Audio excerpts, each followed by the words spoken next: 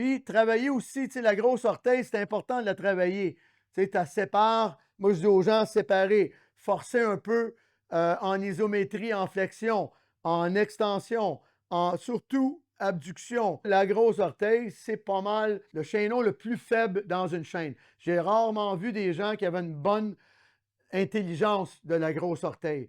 Ils ont de la difficulté à bouger ça comme le pouce. Ils ont de la difficulté à segmentariser. Tout lève. S'ils lèvent la grosse orteil, les autres orteils lèvent. Mais pour le squat, pour la course, c'est vraiment, vraiment important.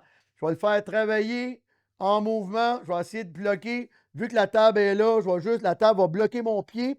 Au début, je vais être obligé. Juste travailler la grosse orteil. Je tire dessus un peu en différents axes. Je peux l'emmener en différents mouvements. Je suis assis, je regarde la télé, j'en fais beaucoup. C'est très bon pour les chevilles. J'ai beaucoup de joueurs de soccer qui travaillent beaucoup avec ça.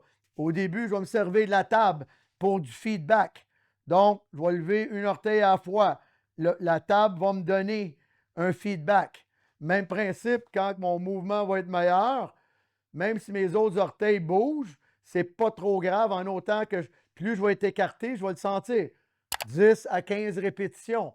Allez-y mollo au début, vous allez voir que ça tire pas mal.